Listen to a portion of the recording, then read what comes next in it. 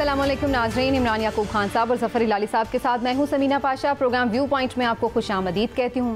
नाज़रीन, पाकिस्तान में आम इंतखाबात के 3 साल तकरीबन मुकम्मल होने को हैं और अब इस वक्त ऐसा दिखाई दे रहा है कि सारी सियासी जमातें जो हैं वो इलेक्शन मोड में आ चुकी हैं और इंतखाबी जल्द से जुलूस और हमें जो इंतखाबी मुहिम है आज़ाद कश्मीर में तो नज़र आई ही, लेकिन इसके अलावा भी हमें लग रहा है कि काफ़ी ज़्यादा जोड़ तोड़ का जो सिलसिला है वो शुरू हो चुका है।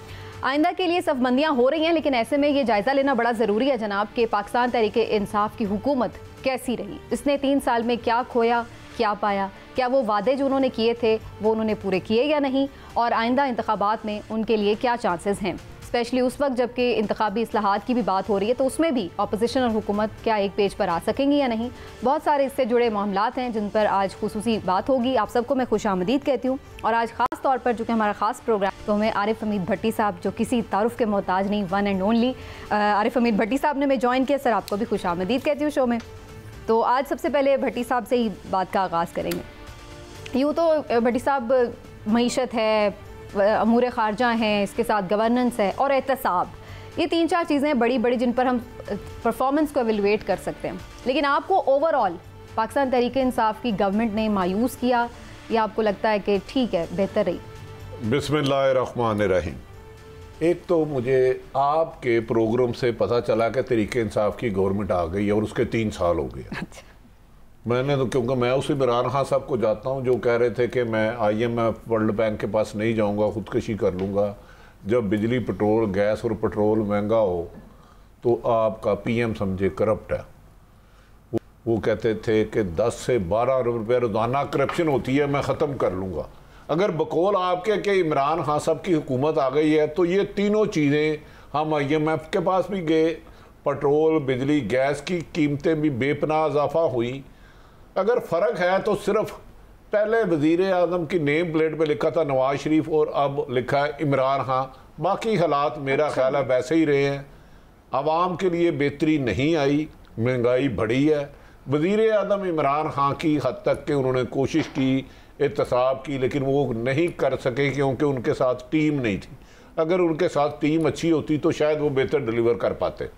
ठीक, लेकिन इमरान साहब आपको क्या लगता है, एहतसाब में तो मेरा ख्याल फुल मार्क्स देंगे लेकिन जनरली कैसा रहा आपके ख्याल से दौर? बिस्मिल्लाहिर्रहमानिर्रहीम। देखें, इमरान खान साहब ने जिस तरह से ख़ुद को और अपनी जमात को पाकिस्तान की और पाकिस्तानी अवाम के मसीहा के तौर पे पेश किया था और एक पूरी नस्ल, नौजवान नस्ल जो है उनके शाना बिशाना खड़ी हो गई थी, उसको जो ख्वाब दिखाए थे, मैं ज़ाती तौर पे समझता हूँ कि इन 3 सालों में जब ख्वाबों की ताबीर का वक्त आया तो इतने भयानक तबीर हुई है, इतनी भयानक तबीर हुई है उसकी कि लोग परेशान हो गए हैं। इमरान खान, अभी आरिफ हमीद भट्टी साहब जो कह रहे थे बिल्कुल ठीक कह रहे थे कि इमरान खान साहब ने जो कहा था इनको टीम की कमी नज़र आई। वो कहाँ थे 200 एक्सपर्ट्स जो इन्होंने इलेक्शन से पहले कहते थे कि 200 एक्सपर्ट्स हैं हमारे पास, हर शोबे में माँ की इनकलाबी तब्दीलियाँ कर देंगे। एहतसाब की जब आप बात करते हैं, कौन सा एहतसाब? अवाम की तो ख्वाहिश थी, हम सब की। मीडिया ने तो जितना सपोर्ट किया इमरान खान साहब को उतना किसी को सपोर्ट नहीं किया, क्योंकि हम ये समझते थे कि मुल्क की लूटी हुई दौलत लुटेरों से वापस आएगी, लेकिन किसी सियासतदान से 1 रुपया वापस नहीं आ सका। तो ये मैं समझता हूँ ज़ाती तौर पे कि इमरान खान साहब की इन 3 सालों में अगर नाकामियों की बात करें तो एक लंबी दास्तान है जिसमें काफ़ी वक्त चाहिए। अच्छा, लेकिन वैसे उमूर ख़ारजा पर तो सब लोगों का एक ख्याल आता है कि जी शायद बेहतर परफॉर्मेंस रही है। कश्मीर का इशू भी भट्टी साहब आप अग्री करेंगे, कुछ बेहतर अंदाज में लड़ा? मकबूजा कश्मीर 72 साल की बाद हमें माशाल्लाह आज़ाद हो गया, उधर लोगों के मसाइल हल हो गए, उधर लोग इंडिपेंडेंट ज़िंदगी गुजार रहे हैं। देखिए, मैं 3 सालों में इमरान खान को एक क्रेडिट देता हूँ, एब्सोल्युटली नॉट, जो अमेरिका ने उन्होंने रिफ्यूज़ किया।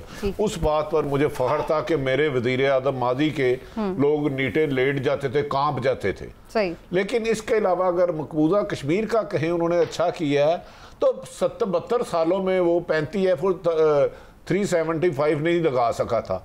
5 अगस्त 2019 को हुआ वैसा का वैसा है। मेरे ख्याल में इमरान खान साहब ने जो खुद यकीन दहानी कराई थी कि मैं 90 दिन में आपको वाज़ेह तब्दीली नज़र आएगी, मुझे बादियुल नज़र में ईमानदारी से कह रहा हूँ कोई भी तब्दीली नज़र नहीं है। मासवाए इमरान खान की करप्शन नहीं है, करप्ट नहीं है, लेकिन उनकी टीम में करप्शन के मुकाबले हो रहे हैं। ठीक है, चलिए लाली साहब से पूछते हैं। लाली साहब, आपको तब्दीली नजर आई कुछ 3 सालों में? पहली बात तो ये है कि हमारे दूसरे जो मेहमान हैं और इमरान याकूब थोड़ा सा ये सोचें कि विरसा में आया क्या था इमरान खान को। ये तो ऐसे बात करते हैं जैसे हर चीज़ हंकी डोरी था और इमरान खान आके डिसअपॉइंट किया है। तो थोड़ा सा मैं इनको याद दिलाना चाहता हूं कि विरसे में क्या आया। भाई, टॉप 10 करप्ट और dangerous countries in the world में एक उसका ये विरसे में आया पाकिस्तान। एक गवर्नमेंट, एक प्राइम मिनिस्टर, एक फाइनेंस मिनिस्टर चोर और अब भगोड़े, वो विरसे में आया। दुश्मन on the east of the border, eastern border और वेस्टर्न बॉर्डर, वो विरसे में आया। और एक सिस्टम जिधर चोर घर में बैठ के बेल ले रहा है, हाँ, और चोर को कहा जा रहा है पुलिस को कि 10 दिन नोटिस दो इसको तुम्हें अरेस्ट करने के पहले। ये सिस्टम भी उनको मिला।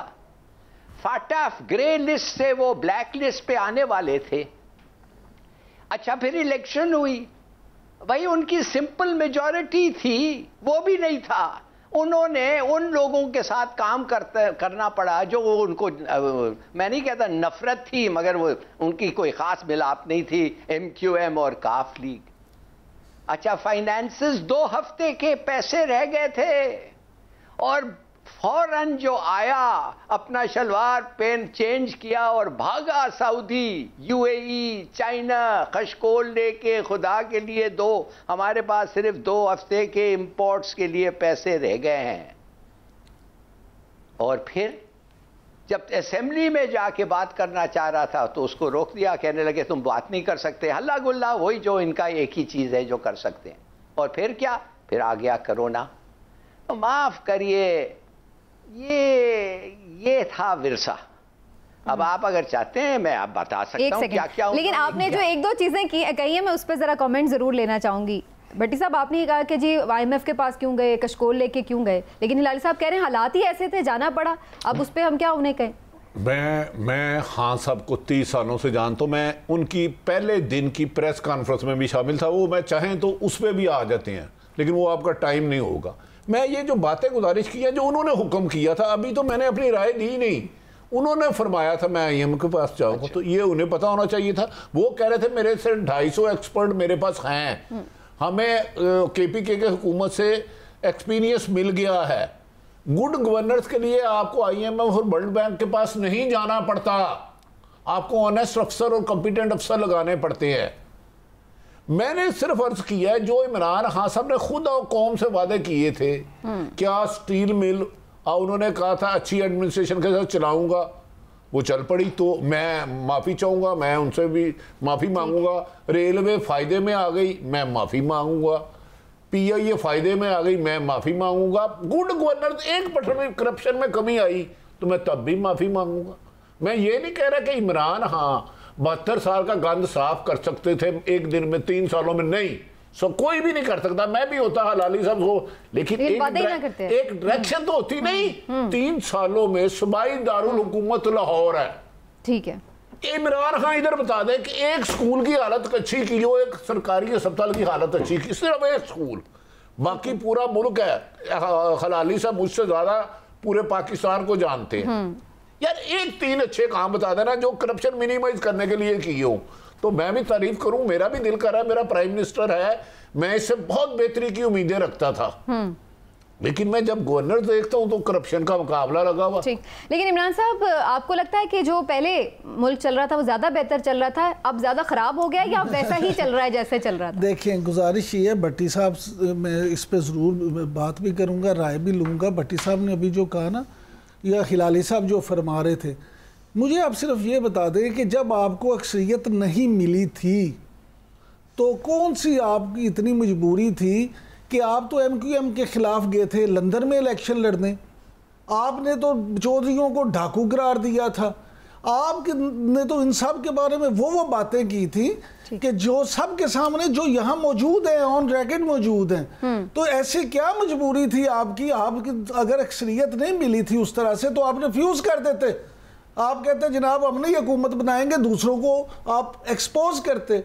लेकिन मुझे ये लगता है भट्टी साहब कि जिस तरह माजी में, मैं इमरान खान साहब को दोष नहीं देता सारा, लेकिन माजी में जिस तरह दूसरी सियासी जमातों के लोग झूठे सपने दिखाकर, झूठे वादे करके हुकूमत में आए, उसी तरह से फिर इमरान खान साहब, खलाली साहब की राय सबसे काबिल है। मैं ना अगर पीपल्स पार्टी की पहले 3 दफा हुकूमत रही या नून की आती, हमें कोई उम्मीद ही ना होती इन्होंने बेहतर करनी है। हमें पता माजी में भी इन्होंने लूटमार की, इन्होंने अब भी करनी है। इमरान खान से हमने उम्मीदें वाबस्ता कर ली थी उनके दावों के मुताबिक, इसलिए मैंने ये अर्ज किया। अदरवाइज हिलाली साहब से जान लेते, हो सकता है जो भट्टी साहब जो कह रहे हैं कि हमने उम्मीदें कुछ ज्यादा लगा ली हूं, लेकिन उसमें कोई उम्मीद तो बढ़ आती। ये तो फिर अब आपका कसूर है ना। लेकिन हिलाली साहब, जो भट्टी साहब बात कर रहे हैं, कोई आप 3-4 काम गिनवा दें उन्हें जो अच्छे काम आपकी नजर में बेहतर किए हैं उन्होंने, जो पहली हुकूमतों ने नहीं किए। ओह वेरी गुड, ये तो आपसे दावत मिल गई है बोलने की। पहले चीज़ तो मैं उनको ये कहूँगा कि जिस तरीके से इस आदमी ने कोरोना को हैंडल किया है वो तो नंबर 3 हो गया है ना वर्ल्ड में, rated objectively number 3 best performance in the world, जिस तरीके से हमारी गवर्नमेंट ने कोरोना को हैंडल किया है। अच्छा, करप्शन के बारे में ये कहते हैं करप्शन कम नहीं हुआ है। मैं समझता हूँ कम हुआ है इसलिए कि प्राइम मिनिस्टर करप्ट नहीं है, अनलाइक 10 साल पहले सब करप्ट थे। ये तो प्राइम मिनिस्टर कम से कम करप्ट नहीं है। और रिकवरीज भी हुई हैं, नैब से पूछें कितने रिकवरीज हुई हैं, रिकॉर्ड रिकवरीज हुई हैं। ये भी आपको मैं बता दूं और क्या क्या किया है। 822,000 कितना होता है? 8,22,000 करप्ट लोग। ग्रेड 21 में भी कोई शरीक थे, उनका नाम था BISP, Benazir income support programme. उनको निकालना पड़ा, वो निकाले गए। उसके बाद 12,000 फी फैमिली को 15 मिलियन लोगों को पैसे मिले। ये कोई कम है as a feat? I think it's a good feat. House building loans पे आ जाएं, ये कंस्ट्रक्शन इंडस्ट्री को बूस्ट किया है, रिकॉर्ड सीमेंट प्रोडक्शन हुआ है। और जो लोगों ने अपने रेंट पे पैसे बचाए हैं वो सूद वो उसको दिया है कर्जे वापस करने के लिए। और कंस्ट्रक्शन इंडस्ट्री और 30 और इंडस्ट्रीज को बड़ा अच्छा फिलिप मिला है। कामयाब पाकिस्तान, किसान को लोन्स 5 लाख तक, अर्बन वर्कर को लोन 5 लाख तक, ये भी इट्स ऑन द एनुअल और शुरू हो गया है। रिकॉर्ड एग्रीकल्चरल प्रोडक्शन, क्रॉप्स, गंदम, राइस, मेज, शुगर केन, ये सब रिकॉर्ड पे है। और उससे भी बड़ी बात, जो काश्तकार था उसको पैसे फौरन मिल गए।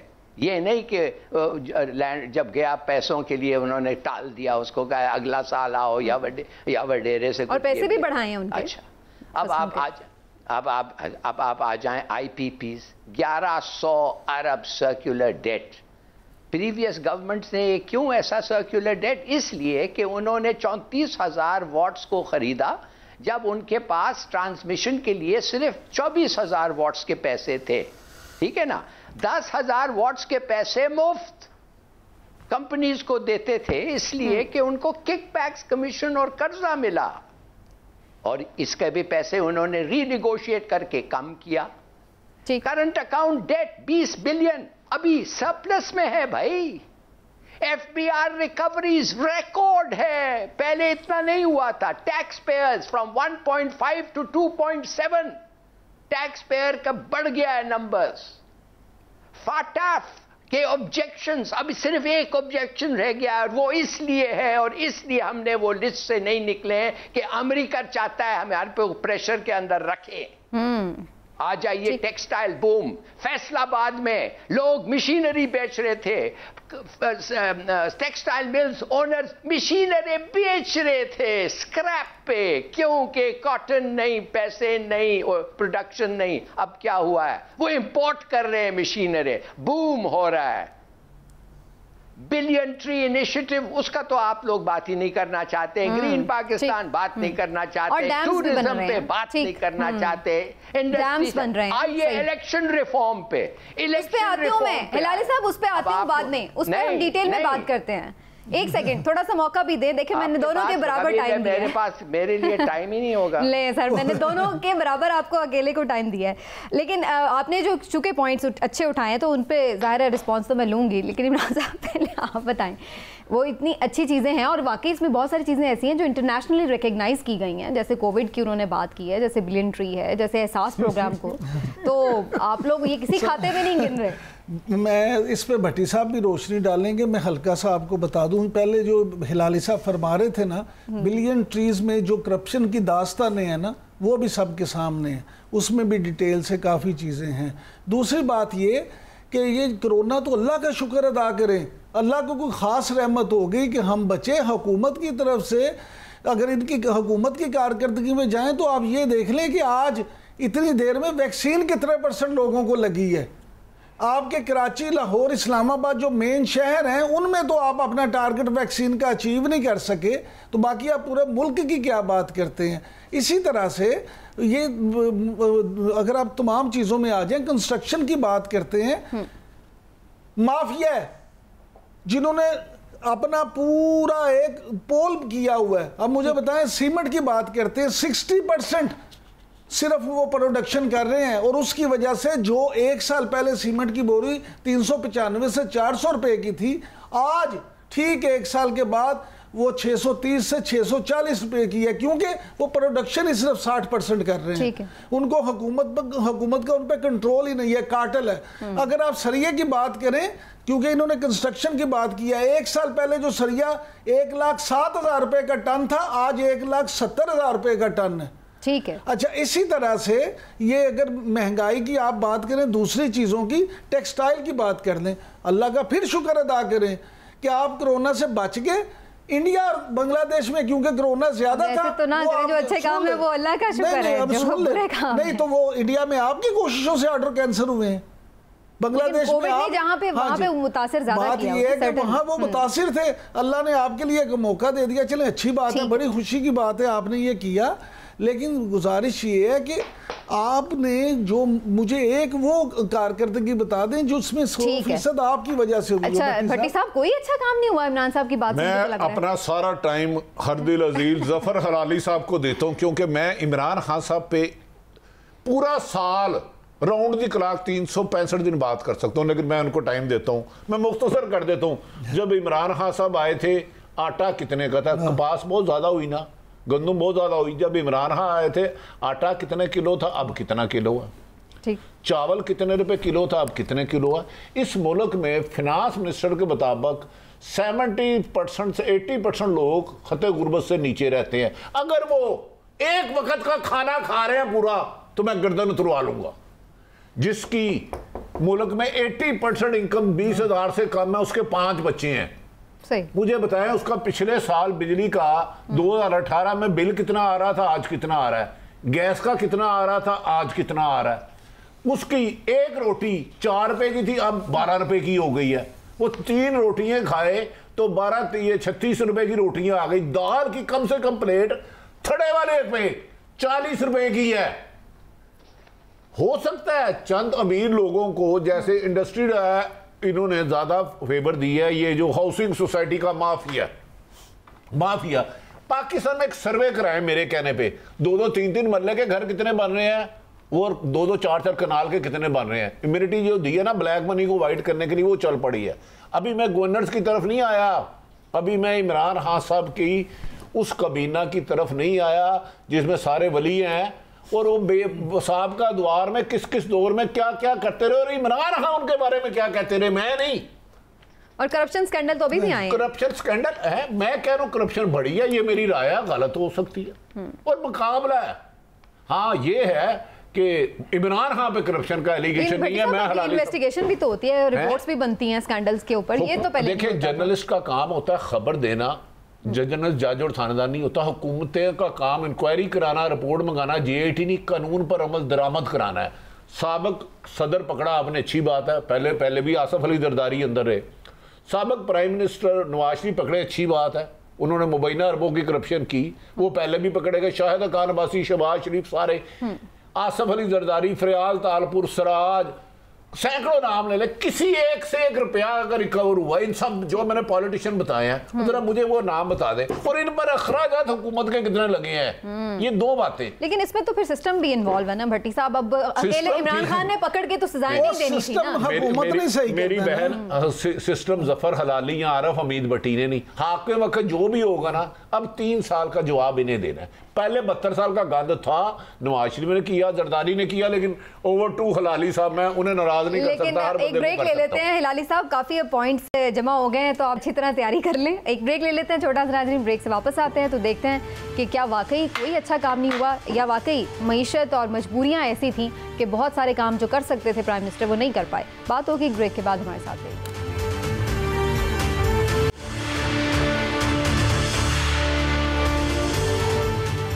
वेलकम बैक जी। गर्मा गर्म बहस हो रही है कि आखिर पाकिस्तान तहरीक इंसाफ की गवर्नमेंट रही कैसी और कैसी होनी चाहिए थी। अब हिलाली साहब की तरफ जाते हैं और देखते हैं कि जो चार्जेस दोनों जानिब से आयद किए जा रहे हैं तो उसका अकेले बेचारे हिलाली साहब तने तनहा कैसे जवाब देंगे। हिलाली साहब, आप क्या समझते हैं? लेकिन बहुत सारी चीज़ों में तो बात सही है, जो रिपोर्ट्स बनी भी करप्शन के हवाले से, उनके ऊपर कोई अमल दरामद नज़र नहीं आया। बहुत सारी रिफॉर्म्स हो सकती थी, वो नहीं रिफॉर्म्स की। ऐसा तो कर सकते थे प्राइम मिनिस्टर साहब, इसमें तो कोई पैसे भी नहीं खर्च होते। अच्छा, अब आप सुनिए, मैं ये जानना चाहूँगा कि ये अकाउंटेबिलिटी प्रोसेस जो है ये ख़त्म हो गई है क्या? ये किसी ने रोक दिया है? वो 33 रुपया जो मनी लॉन्ड्रिंग में नैब ने पकड़ा है, वो जो जरदारी साहब के ख़िलाफ़ चार्ज है, जो शहबाज शरीफ के ख़िलाफ़ चार्ज है, वो किसके पैसे? वो 1 रुपया भी नहीं है। वो 33 बिलियन इनका, उनमें 1 रुपया नहीं है उसमें। मैं कहता हूँ सब उनके हैं। अभी ये केसेस ख़त्म नहीं हुए हैं, ये केसेस अब शुरू हुए हैं।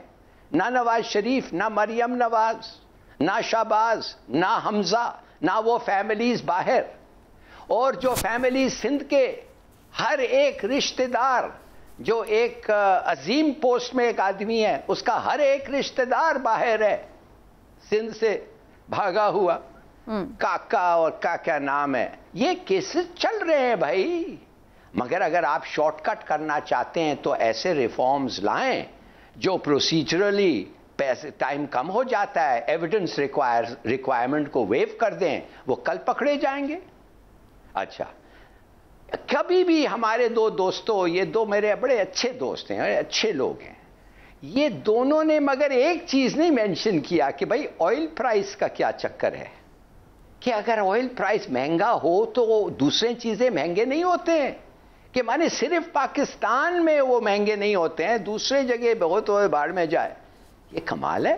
Petrol price, edible oil price का मालिक मुझे कह रहा है कि तबाहकुन प्राइस राइज हो रहा है। मलेशिया से वो अपना वो मंगवाता है तेल, उधर देखिए प्राइस राइज क्या हो रहा है। और वो क्या करे? He has to pass it on. वो खुद तो नहीं रखता, हालांकि करोड़पति है, मगर वो इसका $400 बिलियन का इंपोर्ट है। क्या करे? वो देना ही पड़ता है लोगों को कि भाई ये कीमत पे लो। पेट्रोल प्राइस 11 रुपया तो नेप्रा मांग रहा था, वो क्या है वो नेप्रा, वो व्हाट एवर इट इज, और इन्होंने 5 रुपया कर दिया। इसके माने कि अगर आप 100 रुपया का पेट्रोल खरीदें, आपको 4% 4 रुपया ज्यादा देना पड़ रहा है, मगर वो भी काबिल बर्दाश्त नहीं है। और शायद वाकई सही, अगर पॉवर्टी लाइन पे 80% लोग हैं तो शायद वो नहीं है। बिल्कुल सही बात है, तड़प रहे हैं लोग। मगर क्या ये इमरान खान का फॉल्ट है? ये क्या उसका कसूर है? उसने इंटरनेशनल प्राइसेस किए हैं। ये मुझे समझ नहीं आ रही है। जब आप किसी पे इल्ज़ाम लगाते हैं, इल्ज़ाम नहीं, मैं कहता हूँ you want to blame somebody, ठीक है करें आप, मगर ये भी बताएं ना कि किस तरीके से वो हैंडल करता, जो oil price rise pass on नहीं होता। अब एक और चीज पे आए जो आगे फिर ये बातें नहीं करें। मैं आपको बताता हूं कि ये इन लोग, अब पता चला है कि ये इलेक्शंस, ये 2 पार्टीज जो हैं, चोर पार्टीज, ये क्यों जीतते रहे हैं? ये इसलिए जीतते रहे हैं कि ईच ऑफ द पार्टीज, इनके पास 20-30 हजार NICs हैं जाली, इनका नाम है इलेक्टेबल्स। ये जो इलेक्टेबल्स जो पाकिस्तान में बार बार जीत के आते हैं, आपके ख्याल में इनमें कोई ऐसी खूबी है कि ये इलेक्ट्रेट और सबको निकाल देती है? भुट्टो के लड़के को हरा सकती है, नवाज शहबाज शरीफ को भी हार जाता है इलेक्शन में, मगर ये इलेक्टेबल कभी नहीं हारते। अभी आप पता करें कितने हजार NICs इनके पास हैं जो वोटिंग के वक्त डालते हैं। ये 249 जो हुआ है कराची में, आपका क्या ख्याल है? इसमें कुछ नहीं हुआ। साहब आप फिर इलेक्शन रिफॉर्म्स की तरफ लेके जा रहे हैं। हाँ, मैं जरा अभी परफॉर्मेंस के ऊपर बात करें। मगर जब मैं नहीं यार, वो तो मैंने इकोनॉमी पे तो आपको थोड़ा सा जवाब दे दिया, मगर आप एक, लेकिन इसमें और भी चीजें हैं ना ऑफ इलेक्शंस। जी वो उस पे हम आते हैं, लेकिन इलाही साहब देखिए उसमें और भी चीजें हैं ना, गवर्नेंस है। अगर इकोनॉमी पे तो आपने जवाब दे दिया, लेकिन अच्छे लोग, अच्छे ऑफिसर। 52 बिलियन, देखिए Sameena, listen to me, 52 billion rupees government advertising पे खर्च रही थी। क्यों पता है आपको?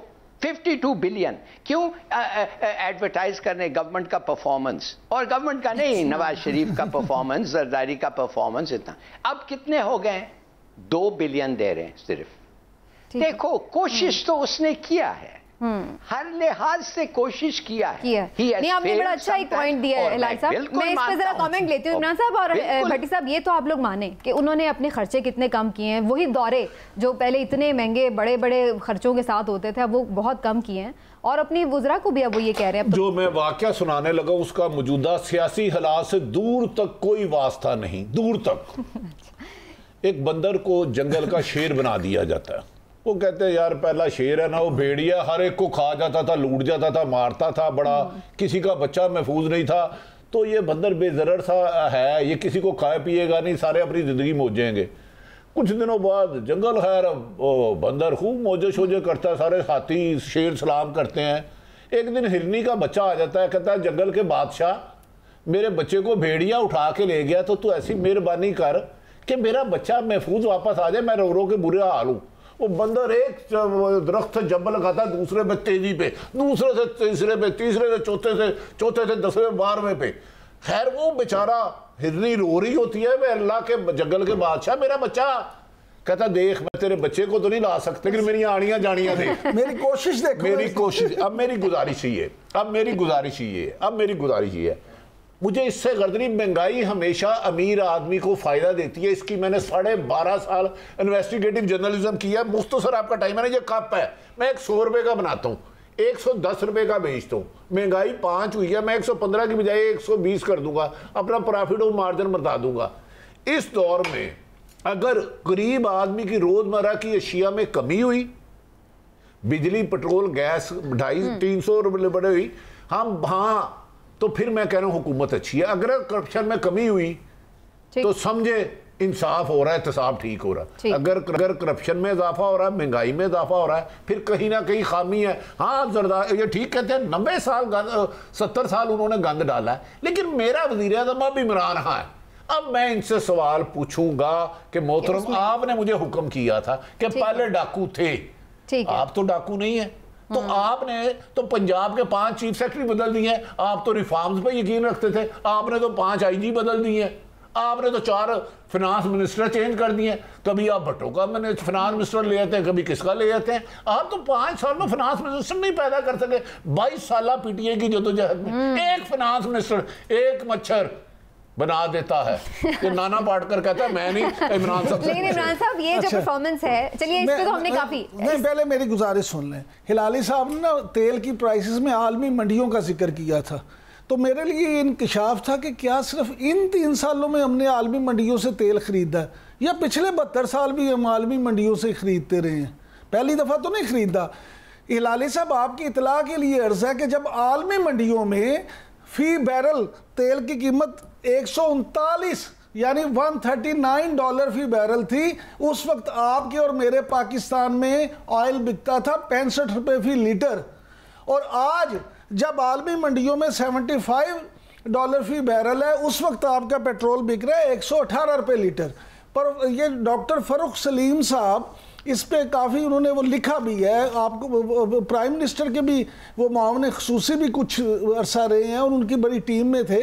वो इसीलिए बात ये है कि हमें तो ये देखने कि क्या वहाँ कीमतें कम हुई या ज़्यादा हुई, हमें इसका क्या रिजल्ट मिला। दूसरी बात ये जो भट्टी साहब फरमा रहे थे कि जिस गरीब को मजदूर ने रोटी से पेट भरना होता है, वो उसका पेट बर्गर खाने से, पिज्जा खाने से नहीं होता।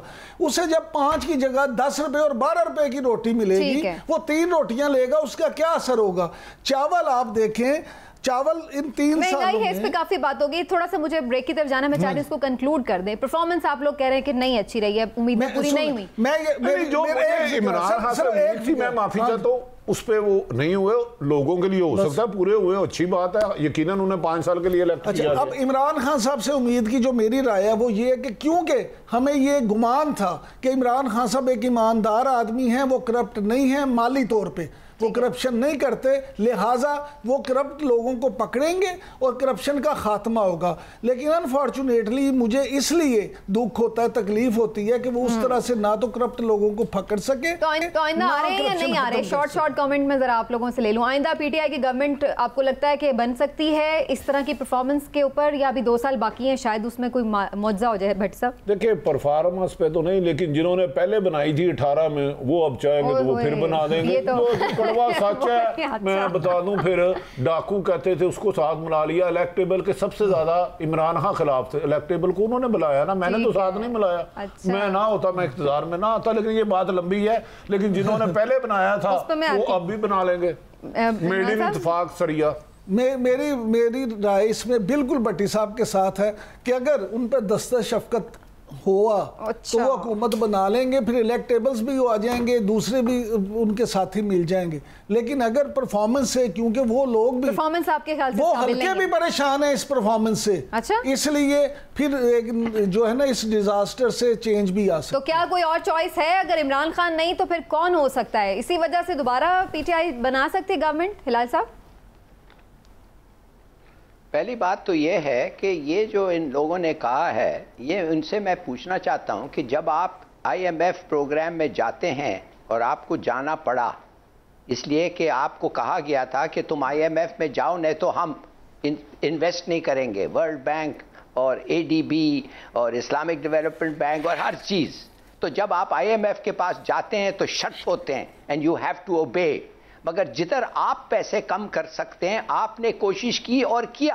पेट्रोलियम लेवी जो उसके ज़माने में, नवाज शरीफ के ज़माने में 2018 में 25 से 30 रुपया होता था, आज 11 रुपया है। और एक और लेवी, एक टैक्स जो 30 रुपया होता था, वो 5 रुपया हो गया है। तो जिधर गवर्नमेंट कुछ कर सकती है वो करती है। बट आपने वादा किया है IMF से कि आप कुछ चीजें हैं नहीं करेंगे, और आप कर नहीं सकते उसको। दूसरी बात please understand, and this refers कि आपने कहा कौन जीतेगा, ये होगा। अगर ये 20,000 30,000 वोट्स ये इलेक्ट्रॉनिक वोटिंग मशीन से खत्म कर दिया जाए, तो मैं समझता हूं कि इमरान खान अगर रीजनेबल परफॉर्मेंस ये 2 साल करें तो ये एक solid majority without coalition partners लेके आ सकता है। ये 2 साल अगर वो रीजनेबल काम करे, ये एक कंडीशन है। लेकिन दूसरी कंडीशन पे डिटेल में आके बात करते हैं, ठीक है?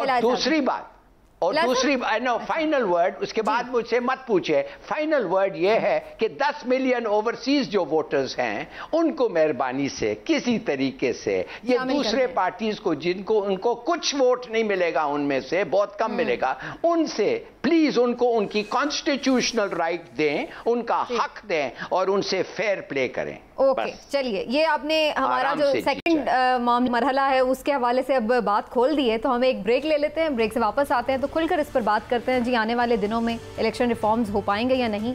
शेख रशीद साहब भी ये कह चुके हैं कि हुकूमत और अपोजिशन आने वाले दिनों में कुछ बेहतर सूरत हाल में होंगे और बात भी करेंगे। तो क्या इलेक्शन रिफॉर्म्स होंगी या नहीं और किस किस्म की होंगी, इस पर बात होती है एक ब्रेक के बाद। हमारे साथ रहिए।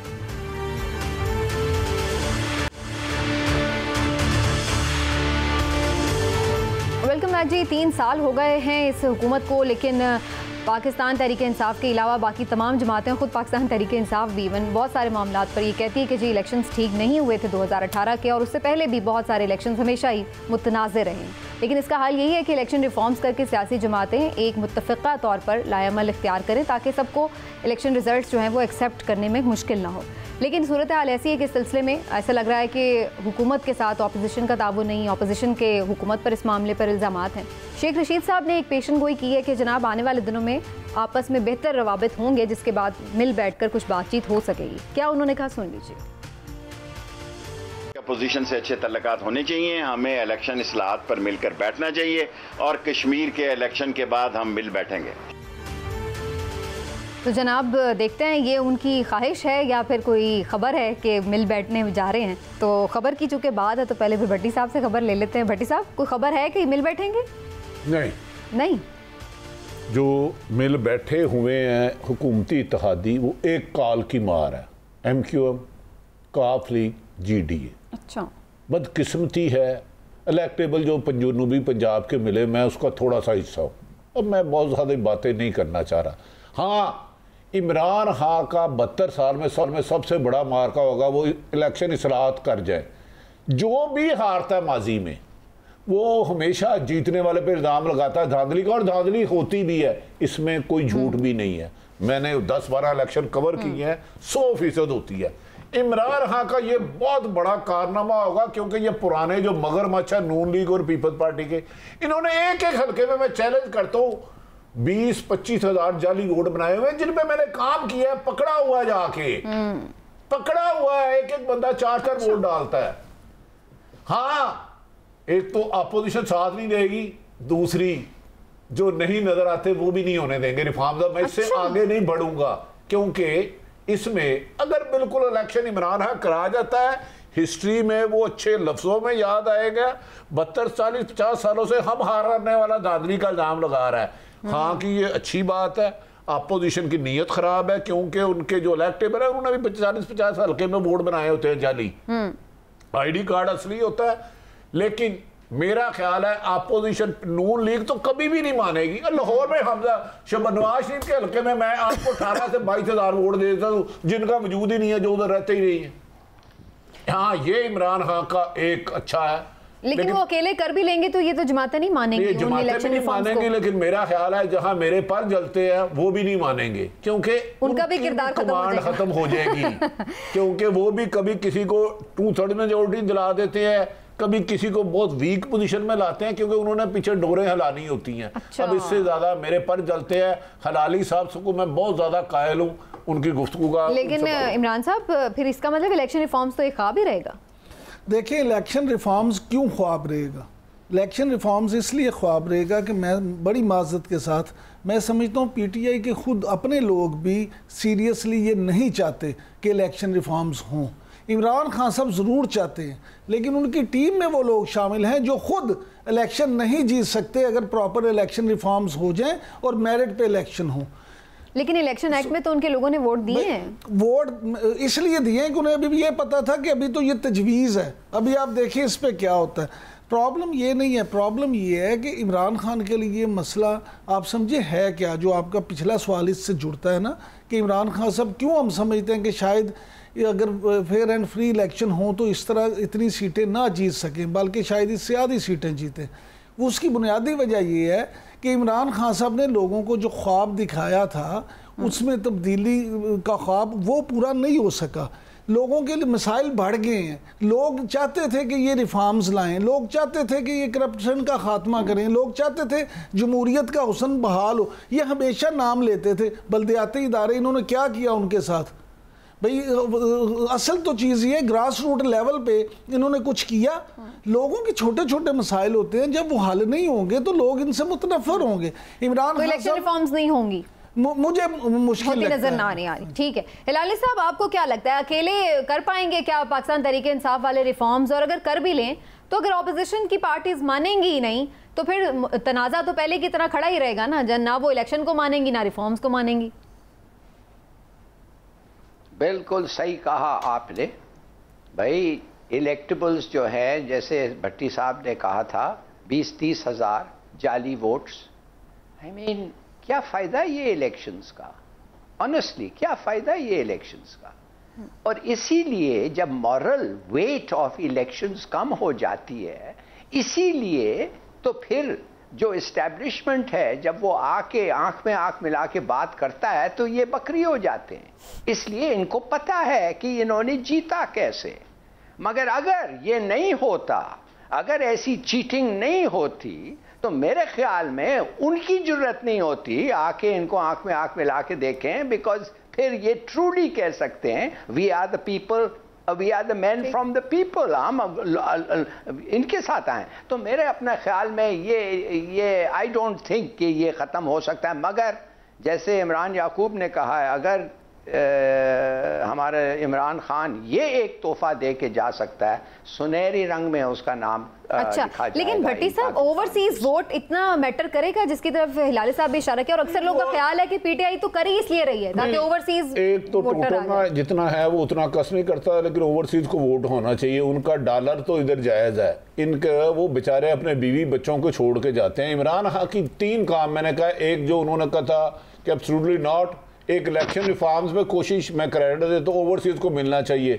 लेकिन मैं आपको कह रहा हूँ मेरी भी ख्वाहिश है रखे निफा पर नहीं होगा, क्योंकि इमरान की जो टोकरी में अंडे हैं वो भी नहीं चाहते।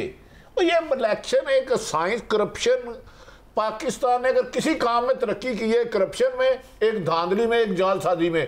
हलाली साहब के एक बड़े फेवरेट हैं सलमान दानिश, पूरी दुनिया कलम उठी है, खुदा का वास्ता है ये फॉरेंसिक ऑडिट करा लिया जाए, सुप्रीम कोर्ट, हाई कोर्ट, वजीर आजम, चीफ जस्टिस, आर्मी चीफ, लेकिन उस टच से मस नहीं होता, उसके खिलाफ कोई कार्रवाई होती नहीं, वो डेली जालसाजी जाली रेटिंग। हिलाली साहब बात आप उस तरफ ले गए हैं। भट्टी साहब मैं ये जानना चाहूंगा आपसे, क्योंकि आपने ये भी देखा है, एक हमारे आपके बड़े मकबूल और धारदिल अजीज चीफ जस्टिस थे जनाब जस्टिस साकिब निसार साहब, सुप्रीम कोर्ट ऑफ पाकिस्तान के चीफ जस्टिस। उन्होंने एक ऑर्डर जारी किया था और उसके बाद पैमरा को ये डायरेक्शन दी गई थी कि आप क्यूमुलेटिव जो है रेटिंग आप 4 कंपनी से वो लेंगे और उसके बाद उसमें आप टाइम हो रहा है। अलह हलाली साहब आपकी प्राइम मिनिस्टर मैंने सुना बहुत ज्यादा एहतराम करते हैं, चलो हमारा तो कभी तल्लक होता था 25 जुलाई 2018 से पहले। कौन कह रहा है? मेरा उनसे बहुत ज्यादा एहतराम का रिश्ता था 25 जुलाई 2। अब उन्हें कहें कि हाई कोर्ट का फुल बेंच एक फासला करके गया है कि इसका फॉरेंसिक ऑडिट कराया जाए और 5 कंपनियां कराई जाए। अब मुझे बताएं, अगर रोजाना 5 साल बाद इलेक्शन में धांधली गलत है तो रोजाना 22 करोड़ आवाम की रेटिंग में जालसाजी कैसे जायज है? उन्हें कहें यही रिफॉर्म्स कर दे।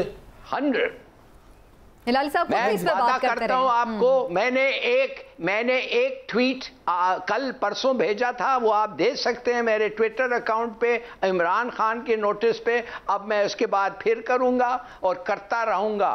और मैंने और भी कुछ लोगों को पूछा है कि इसलिए कि एक सुप्रीम कोर्ट का जजमेंट आप इंप्लीमेंट नहीं कर रहे हैं, ये तो मेरे ख्याल में गुनाह है, ये इलीगल नहीं है, ये तो गुनाह है। अगर आप एक डेमोक्रेसी है तो you can't be like that. अच्छा, वैसे हिलाली साहब मैं ये समझता हूँ, हिलाली साहब मैं समझता हूँ, चले सुप्रीम कोर्ट को, हाई कोर्ट को तो आप छोड़ दें, एक चीज ये ऐसा खुला सच है जो सबके सामने है। अगर आपको ये नजर आ रहा है कि इसमें ये मामला इस तरह से हो रहा है, तो क्या मीडिया जो सबके इंसाफ की बात करता है, क्या वो मीडिया जो सबके हकूक की बात करता है, क्या वो मीडिया जो सबके इश्यूज को हल करने की बात करता है, उसका जो सबसे मेन ये इशू है उसको हल करने के लिए तरफ किसी की तवज्जो नहीं है?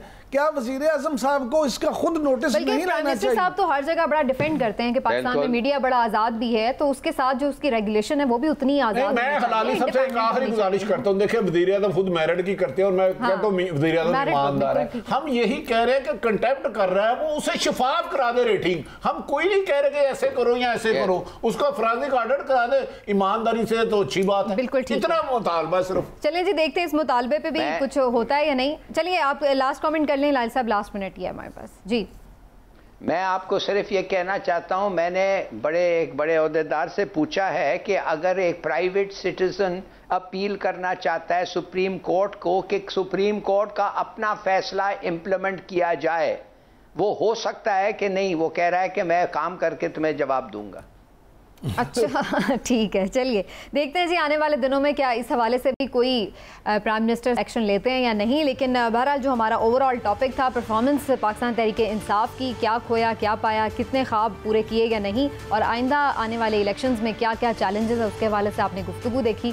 फैसला आपका अपना है, राय आपने मुख्तलिफ तज्ज़ियाकारों की सुनी। आज के प्रोग्राम से इजाज़त दीजिए, इंशाल्लाह फिर आपसे मुलाकात होगी। अल्लाह हाफ़िज़।